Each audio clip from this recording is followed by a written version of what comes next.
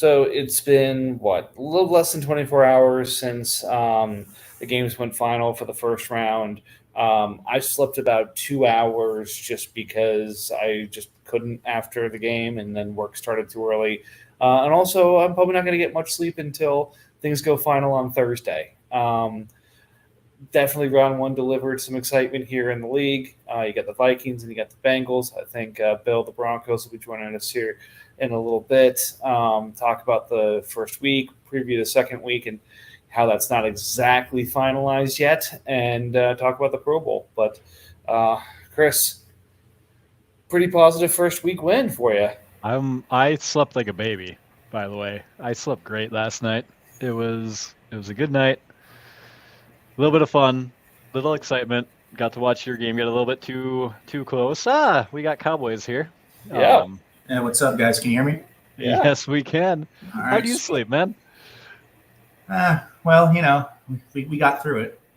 We get through it. You get to wait till Thursday morning for your guys' final results. God, point 0.29. That's Fourth closest result in league history, by far the closest result in playoff history. We were going to go through the other results and then get to that, but we might as well just lead with this. As it stands right now, I've won the first round matchup against the Cowboys 206.62 to 206.33. Now, there's a couple items of low hanging fruit on that where stat corrections could easily swing this in Cowboys' favor. First and foremost is the Thibodeau sack was initially graded a sack by Tibbs and then downgraded to half a sack. Plenty of opportunity for it to swing the other direction. And again, 0.29 points, you breathe on any stat and it swings a direction here. So I was telling Chris before the show that I'd love for it to stay that close, but if there's any kind of stat correction, it could swing it either way pretty ridiculously. So, yeah, for the next 48 hours, this is going to suck. Yeah, it could even be something as simple as like how many sack yards somebody got, or like one Yep. deflected pass that was missed or something. But, Yep. Yeah, or they change it from an assisted tackle to a solo tackle, stuff right, like that. exactly. So it's Yeah, it's literally anything. I mean, think about it. Catch is half a point in our league. Saying a toss is now a catch, changes it. So it would almost be funny to go through our scoring and see what wouldn't change it. Like, okay, if we upped it by a yard, okay, we're down by a yard. Okay, we're still good there. Two, yeah, I think we're still fine as long as it's not the tight end. But anything more than 2 yard change, shit. yep. Anything any one of our players could have done just a little bit differently, like just would have. Yep. That's So so the extra wrinkle in here, and it was brought up in chat, is the winner of your game actually affects your playoff bracket as well because the reseeding. the Yeah. reseeding happens differently. Yep. So I would have to say, like, if I was, but Giants was on here prior to us going live, but from his point of view, this is my assumption, is I think he'd want you to win, Cowboys, because technically that would give him the easier path to the Super Bowl, because he'd play you rather than Right. Packers. Because right now, like, if everything holds chalk, Bucks beats Mike here, Giants and Packers matchup, which is a difficult one, likely another difficult one against Bucks. Otherwise, you flip it around and suddenly Jeremy's playing Buccaneers and they're knocking each other out Yeah. prior to that happening. Buccaneers is a brutal second round matchup. Even if I win, if I end up winning, I'm kind of glad. I think I'd rather play Giants. I don't know. Yep. Yeah, Buck's team is still nasty, and he's avoided most injuries. Yeah, all injuries. Same thing for Giants, though, I believe. Their teams are very healthy, very scary at the moment. Yeah. But enjoy your sleeping, guys, while you wait for Thursday morning. Yeah, we no, got definitely. two more long nights. Do we know what time stat corrections come out? It varies, I think. I've seen it Does sometimes it? in the morning, sometimes at like 4. Yeah, probably sometime early in the morning, 3, 4 o'clock. Yeah, somewhere in the middle of the night. But nonetheless, that is just one result. But the rest did pretty much hold us chalk. Bengals beat the Chiefs. Ravens beat the Colts. Browns beat the Bills. Bucks beat the Panthers. And Packers beat the Rams. So the 7 teams that are for sure in the second round are Bengals, Browns, Ravens, Broncos, Buccaneers, Packers, and Giants. Congratulations to you guys. And then, as mentioned, pending stat corrections, I'm the last team in the second round, and that could easily switch to Cowboys by Thursday. And as Chris mentioned, that'll switch around the NFC matchups. So we'll go ahead and start with the AFC second round matchups in terms of how we feel about these. So, as Chris was quick to point out in chat, all of the AFC North, baby, that could advanced. So you've got 3 AFC North teams and Bill in the second round, with Bengals and Browns matching up for a third time. Chris, did you take both of those in the regular season? Did I take both of what? The Browns games? No, I think Yeah. we split it 1-1. Yeah, we split it 1-1. So first week I beat him 267 to 256. And then week 9, he beat me 215 to 172. I think there was some bye week shenanigans going on. Oh, shit. I didn't realize. I was just giving Browns credit for having Russell Wilson. I didn't realize he had Tommy Cutlets. Oh, yeah, he's got cutlets. Yep. Oh, my God. Yeah. Yep. He I believe he pulled him off of waivers. I think somebody dropped him first just come, before. first served. November 8th. Nope. Holy shit. $3.5 million. Yep. So yeah, so I'm glad that everyone hopefully enjoyed the stat that since week 10, Tommy DeVito has outscored Patrick Mahomes in fantasy football. I mean, yeah, there it is right there. 13, 24, 12, and 20. So I think for this upcoming week for the AFC matchups, both of these are should be very high scoring. I think any one of our 4 teams on the AFC side can pop off for 270 any given week. yeah. Bye weeks are gone now. Teams are mostly healthy. I'm missing a couple guys that have gone down, but I've got players to replace them. Raven maybe missing Tyreek Hill. A few other people might still be injured. Again, Broncos lost Andrews, but for the most part, teams are sitting pretty healthy, and our scores have been consistently 200 plus the last couple of weeks while we're not dealing with massive amount of buys. So, yeah, no easy matchups on this side. That's for sure. It's good. I think most playoff teams now, are fairly healthy, which is good. It always sucks when teams don't have their full strength. Nope. Yeah, I was thinking about it in terms of playoff. Usually it's something like, to win in the first round, it's a race to 240. If you score 240 points in the first round, you're probably making it out of the first round. Now, there are lucky situations like you're playing Cowboys or I, where that you might not need that many, but usually it's kind of that. Or you're playing Colts or Bills. Right. to safely make it out of the first round, you need to be scoring 230 or 240.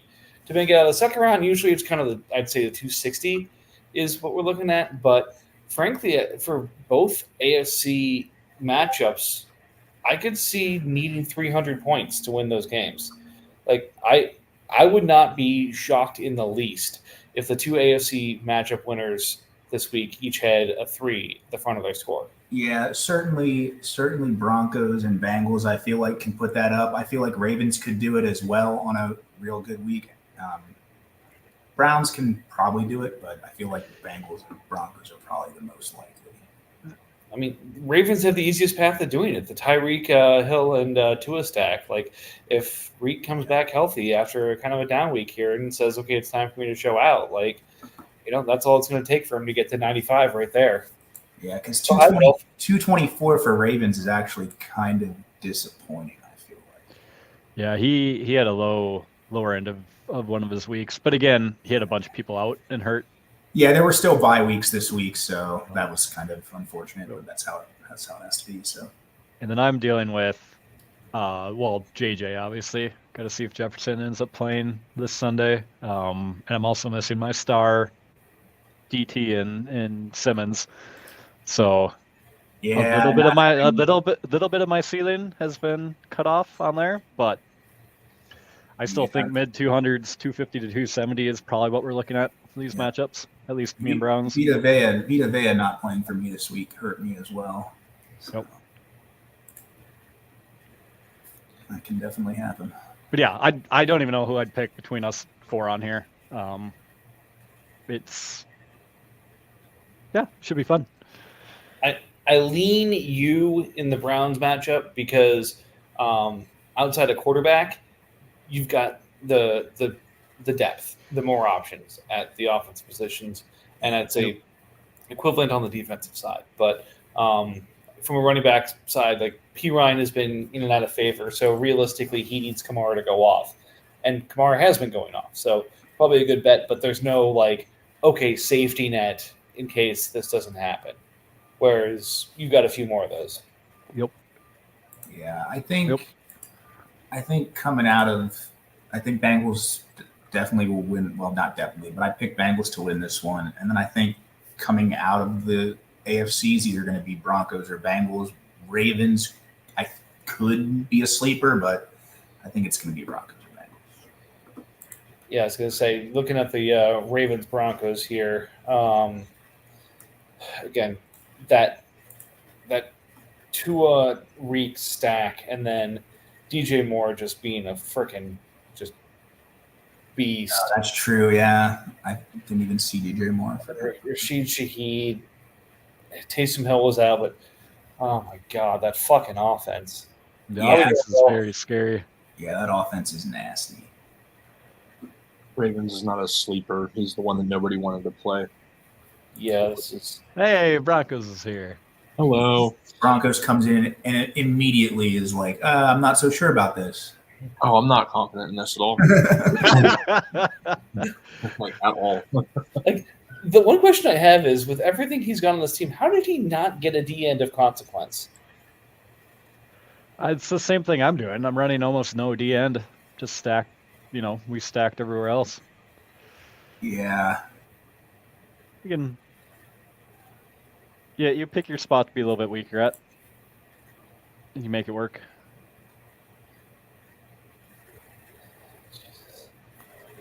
Oh yeah. It'll be fun. It'll be a fun week. This is gonna be ridiculous. I'm more excited for the AFC games than the NFC, and that's not just because it's involving me. Like, I think these two matchups are going to be very close and very good. Well, I mean, if Ravens or Browns, actually, if any one of you guys were in the NFC, you guys have better teams than are in the NFC. So I don't know. You get it's. Yeah, the top 6 teams right now are the Giants, the Buck. In terms of, let's be honest about this, it's the 4 AFC teams, the Giants and Buccaneers. Nope. Are the top 6 right now. Jeremy's been scoring more towards that. I haven't scored in that range in 5 weeks. But that week that I did, I was in, I think, the 320 range. So, again, anyone can do it, but the people who've been doing it most consistently are those 6 teams. Yep. So, the expectation is Giants and Bucks are on a collision course. There you go. As Jinx, we're both corny as hell. Collision course in the NFC Championship, but God, anything could happen with the AFC.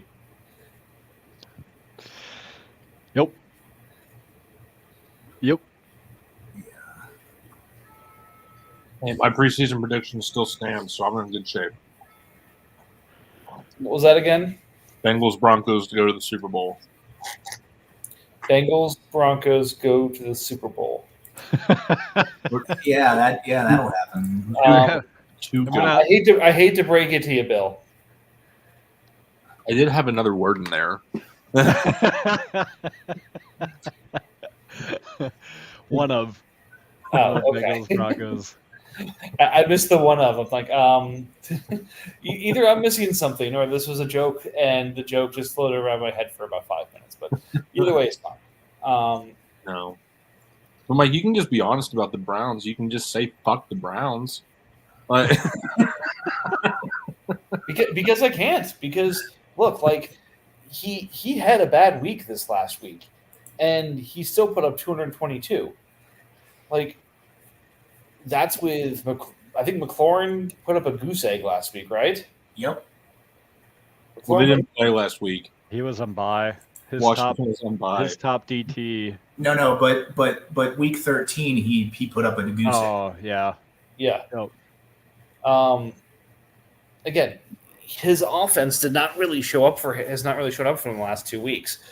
Goddard's now healthy. McLaurin has a chance to bounce back. Like 222 with no offense. This is not a cakewalk here.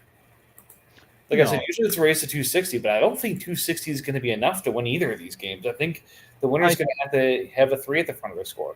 I think it will be. I think it will be. I think a 260 would win it. There's so much chance getting above that this late in the year. Mm-hmm. Yeah, I mean, I think it was just the Packers was the only one to go over 260. The ones of the teams that played, and then I think I was the only other one generally that went over 260. Yeah, Packers kind of the surprise high score there. And Cooper Kupp's alive. He's alive. That's true. Should we look at the NFC a bit Yeah. here? It's over. We're done. Yeah, so look, it's Gotta look at that juicy Cowboys Giants matchup coming out. I can't wait for Thursday. neither can I. Like, look, The Giants had a really bad week this week. He should be very thankful he was on bye. When I say bad week, he put up 227. But again, This is what happens with the playoffs with him. He always shits the bed in the playoffs. Yeah, he's actually it's late game, real life Buffalo Bills is what the issue is. No, honestly, Diggs fell off hard last year. He was doing the same thing. If you look at his last 4 games he played, it was like 8 points, 5 points, around 20, I think. Here, let me open it up. 8.4, 5.7, and then a 19.4, and then back to 6.4. Like, and if you go back to 2022, he kind of did the same thing. Like, I don't know what it is, if he just wears down or if he gets upset or moody or what it is. And Diggs does not do well end of year. well, Diggs and Josh Allen. Josh Allen still fantasy wise, but Yep. typically down the stretch, Josh Allen seems to not do very well. Can't get the ball to Diggs for some reason. So I even with Bucks ongoing questions around if Geno's going to play, I think Bucks is the strongest team in the NFC. Oh yeah,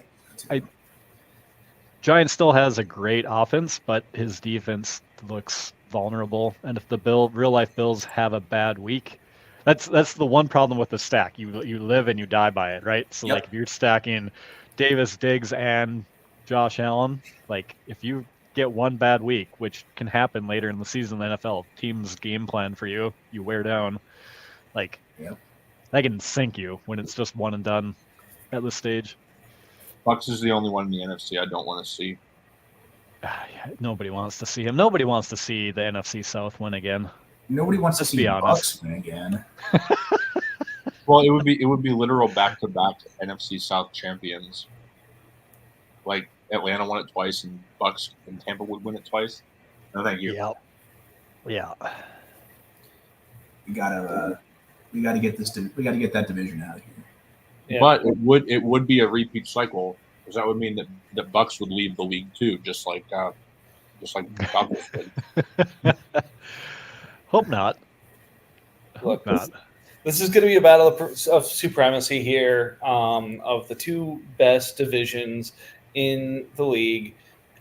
The NFC North teams are going to win their respective matchups. The AFC North teams are going to win their respective matchups. That's right, baby. It's going to be a North-on-North championship and a North-on-North Super Bowl. And everyone else just come on and enjoy the 3 yards and cloud of dust that we start trotting out there. I appreciate the support. I pray for a commissioner Super Bowl Just Packers and Bengals going at it. That was- We could turn into like a Highlander type thing and be like, there can only be one. And the loser has to lose down. I was just gonna step down from oh my God! Don't even offer that. Oh Jesus! Oh, you just gave me a heart attack. I'm just at this point I'm just trying to think what would be the most entertaining matchups. Like, I feel like from the NFC they all involve Jeremy because they do. Yeah, because they do. Everyone likes to hate on the Giants. Freaking Cowboys or I are going to be a glass cannon in the next round if we have anything left. So we'll probably have to get real lucky.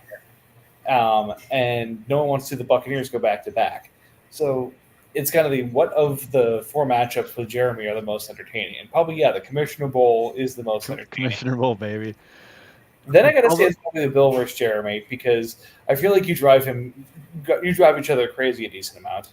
I tell you what, if I get in the Super Bowl, I'm definitely putting the whole bylaws bullshit on the line in the game. If I ask him a question, he can't say read the bylaws. He has to answer the fucking question. Hey, Bill, you got to fix your IR. Oh, did Palmer come off? Yes, he did. Sorry. Just in time for Josh Herbert to not play the rest of the year. For Justin Herbert, sorry. Yeah, Josh Palmer. Yeah, Jeremy is easy to root for, and he went full send into the trade deadline this year. Like he went and bought a bunch of old guys to buff his team up. So you got to respect that. Yeah. And again, I figured he had one more of these in him. I did not think he was going to include his next year pick, and that would mean he kind of has to stick with it one more year. But Nope. Yeah, it's it's now or never, man. So never? Well, not never. You know what I mean. No, I'm just saying never, because he's not going to win. Not if I make it there and I have to put the bylaws on the line. I'm going to will this to happen. Kelsey is on his final year. I did not know he didn't extend him. Great timing on that with the way he's playing. Well, again, it would have been if he had his pick for next year, it would set up very well for him to start that process. Because then he can always get his pick back. Well, who has it? That's the question of whether he can get it back or not. Let me see if I can find it quick. Commanders? Speaking of Kelsey, would that have been a touchdown pass, or would that have just been yardage? No, I think it would have just been yardage because technically it was a backwards lateral. It was lateral. RJ's got Packers, Jeremy's pick. So yes, he could technically get that back. Oh, wait, I might be looking at the wrong year. Dolphins have his 2025 first. Dolphins have everyone's pick. Yeah. Dolphins has my 2025 first as well. So if I get bored, I will have to work with him. In about 3 weeks, I'm going to have everyone's 2025 pick. Yeah. Mike's just going to do his classic blow up the entire team and make a completely new team for next year. Yeah. I mean, why mess with success or whatever? It's not quite success. That's not what I'm doing here, but it's something else. Not success, but something else. All right. Anything else on the previews you guys want to comment on if we move on to the Pro Bowl? I'm good. Pro Bowl it is. So as it stands right now, it's got a few more weeks left in the season. The AFC Pro Bowl is looking like Dak, Lamar, and Mahomes at quarterback, McCaffrey, Kamara, and Kyren Williams at running back. Tyreek Hill, CeeDee Lamb, DJ Moore, Devonta Smith, and Brandon Ayuk at receiver. Hawkinson and Laporta at tight end. The Cowboys as the kicker. The Pats as the punter. Simmons and Quinnen Williams at D tackle. Sweat, Autry, Bosa, and Ekubom at the end. Watt, Hunter, Edwards, Warner, Singleton at linebacker. Landon Witherspoon at corner, and Winfield and Bates at safety. Wow. I realized halfway through reading it that's a lot longer to read than I thought, and nobody cares enough for me to read everything there. Nope. Not true. You got to do the NFC now. Yeah, you have to follow through now. I know. I'm sorry, everybody. I realized don't this was forget- already halfway through, but now I have to carry it through. Don't So, forget corners and NFC special teams. So I said Cowboys is the kicker and Pats is Corners the matter too. what? Corners matter too. Yeah, Bland and Witherspoon. NFC side, Josh Allen, Jalen Hurts, Brock Purdy, running back Raheem Mostert, Travis Etienne, and Rashad White. Jesus. Wide receiver, Keenan Allen, A.J. Brown, Jamar Chase, Amon-Ra St. Brown, and Diggs. Kelsey and Kettle at tight end. Jags as the kicker. Jets as the punter. Buckner and Brown at D tackle. Max Crosby, Myles Garrett, Trey Hendrickson, and Grenard at the end. Aluakon, Mack, Zaire, Okereke, and Wagner at linebacker. Moore and Ward at corner. Bynum and Hamilton at safety. So what does that all mean? With, 3 weeks of stats to go here? Or is it 2? It's 3 more. right? 3 more. We've got divisional, we've got conference championships, and the Super Bowl.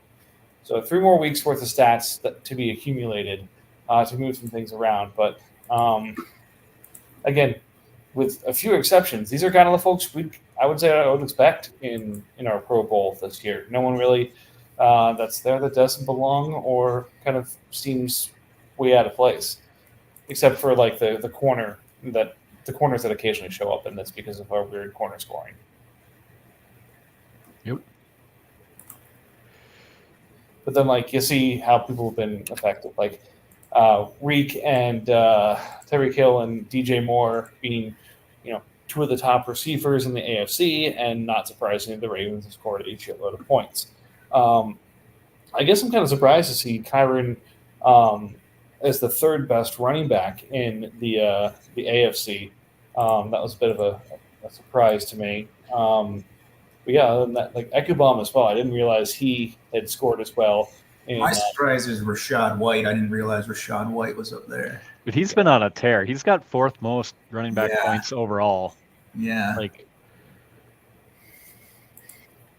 But then, and no disrespect to Ayuk and maybe Devonta, but like the 10 receivers who are the receivers in the Pro Bowl here, probably the best receivers in the game right now, or in fantasy right now. It's, with the exception of JJ, it's tough to see someone who's on those 10 that shouldn't be there as the top 10. I'm just happy that Adam Thielen has finally fallen out.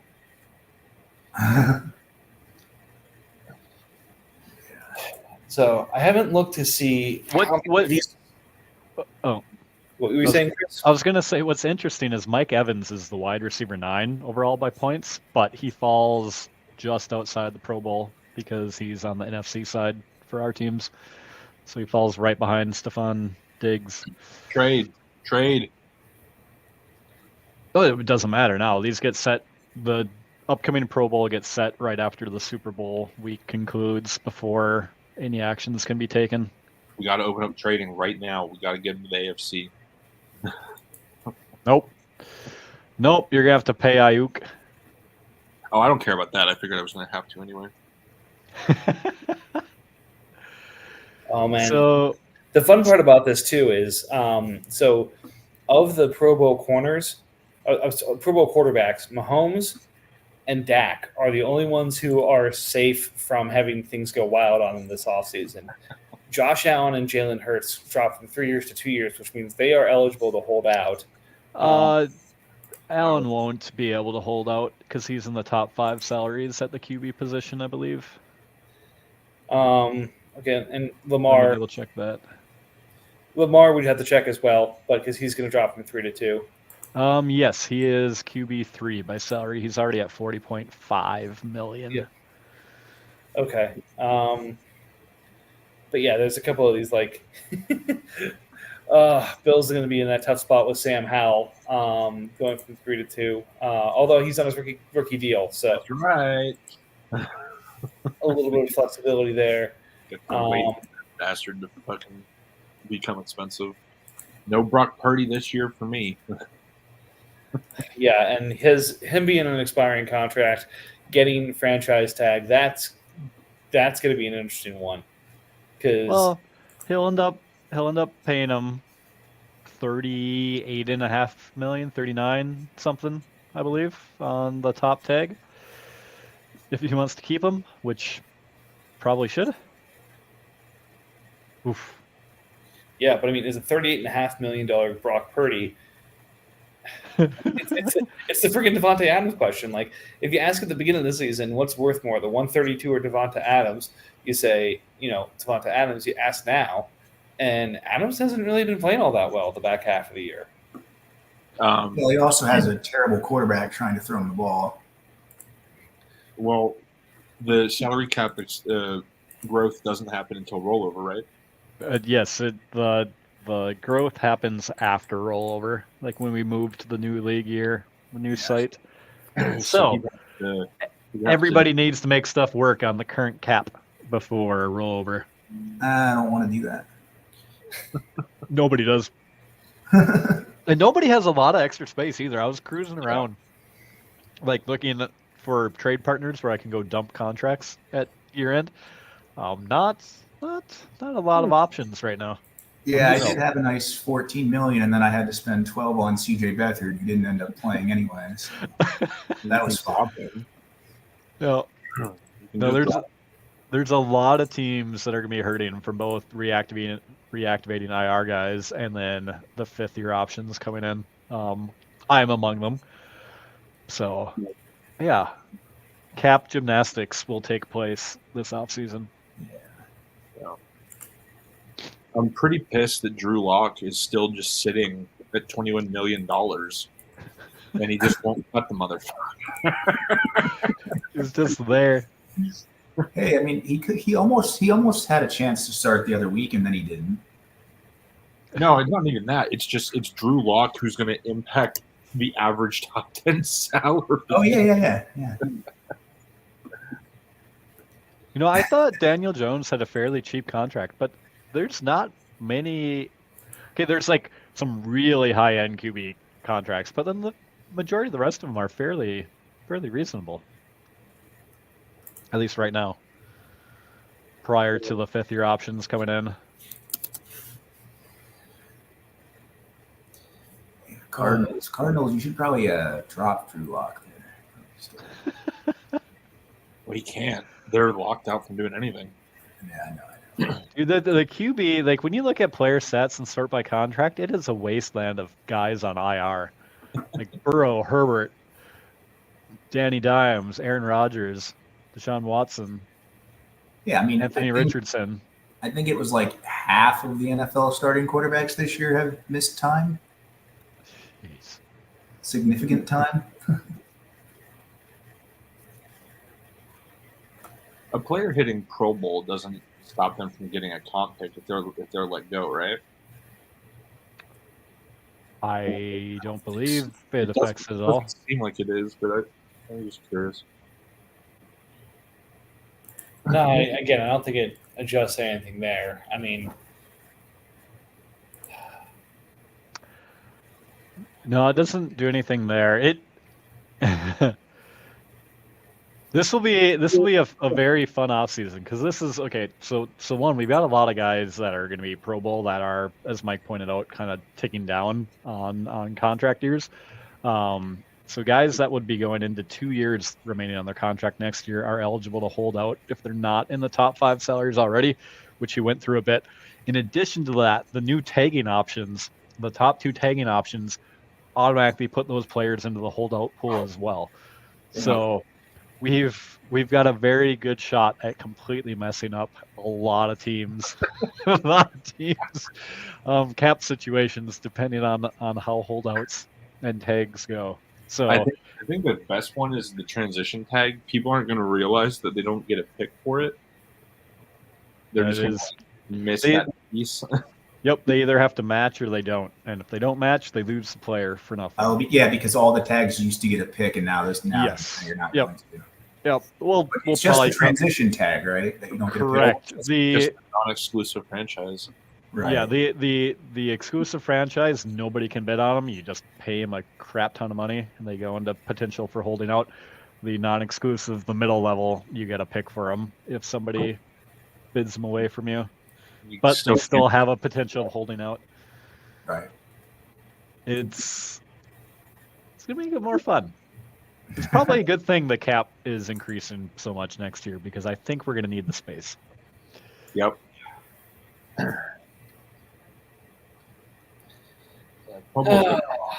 Yep, it's gonna be off season time and it's gonna be fun time. Anything else with the Pro Bowl you guys want to talk about? I love the Pro Bowl. I like this idea so much. Back when you suggested it, Mike, it makes this fun. More ideas for fun. Yeah. In a very annoying way, but fun. It's definitely a cool idea, but yes, very annoying. But realistic, right? It shouldn't be able to keep guys cheap. Yeah, no, it's definitely a way to, switch rosters up, try to get players moving around. So it's good. So yeah, and then kind of sticking the one last segment, and I think we'll just kind of do this continuously throughout the off season until we cross that threshold of any other ideas for improvements toward the league. I still love the idea of having trading be open for anyone who's eliminated right now. Like that would be fun. I feel like engagement would be up if they were allowed to trade right now. Yeah. RJ sure wouldn't be on vacation. No question about that. But one thing that did come up, I think, is a part of sort of the chat after last week that I feel maybe merits a couple of minutes of discussion here is the concept and sort of the way that we haven't found a way to really reflect players that do have an expiring contract, but there a lot of times are team-focused negotiations before you get to free agency, and Kapow, without a tag being on there, or they're tagged and they're able to negotiate out of it. It would be interesting to me if we had the ability to, once you've tagged a player, negotiate them out of them from that tag. But again, that may make the tag process and that's the one gripe that I have because it's in real life you can do those things. But I do understand that if people did that, there would be less movement of players, and players would be restricted to certain teams more. But yep, that's exactly the counter argument to it. It's balancing, replicating real life versus fun of the league. And while it's fun to negotiate and keep a guy on the team, it's less fun if there's negative people or less than 0 people available in free agency. Or less than 0 people available to kind of force a trade prior to trade deadline when they're on 1 year remaining. Right. So my thought about this is, and again, shoot it down, but we'll use Brock Purdy as an example. Like he'll get franchise tagged by the team that owns him. I think it's the 49ers in our league. It is. And then paid or whatever. If there was something that allowed him to say, okay, for 95% of the top 5 average, you can put him at whatever year contract you want on him, but you're going to sign him from his franchise tag at that rate. So say the franchise tag number is $38 million, he could sign him to as many years as he wants at 36, and that becomes the franchise tag bid point. So you're not just bidding on the player and having the salary go up. Have that many years on him, and you can push the salary up onto that as well. So the starting bid would be $36 million in 4 years, but you would maintain the 4 years as you bid up. If we were going to go that route, I would almost say the minimum contract length has to be like 3 or 4 years on that to reflect the player negotiating that massive value to really get stuck with a big long contract. But then like that, I think that would work if we did that, where it was whether we said, okay, instead of top 5, it's top 10 or whatever top amount we want to say, so that it's representative of, getting paid from free agency and getting signed off the franchise tag. But to keep, the free agency aspect of it, that becomes the starting bid for the tag negotiations, so that you still have the availability to lose him for that and then sign that player away on that tag. It also helps sort of the argument of, hey, if I'm signing a quarterback off of a franchise tag, I want the ability to give him more than 2 years instead of having to do the 2 years and an extension on the 2 years and waste an extension that way. Just let me put the years I want on the player, which I think is a reasonable thing to ask. It should still require an extension. It should consume one if you're doing less. There's always costs. All right, well. You want to make it easier to keep everybody on the team. I want to make it harder for people to hold it together. No, but that's what I mean. You should always feel like you're about to fall off the cliff. Okay, that's fair. But again, I think something that allows a broader market for some of these players, because that market is tiny at times as well. Yeah. And then again, the trade deadline isn't as much fun if there's not a deadline, because then there's not a sense of urgency and people aren't really making the deal. So I don't want to, violate the sanctity of the trade deadline, but an ability for a team that's really been hit by an injury here to trade picks for a replacement or something like that and go out and kind of sign somebody. But I haven't come up with kind of a good way to do that yet. So no real proposals, but just a couple ideas that I was kicking around there. Anything else anyone else has?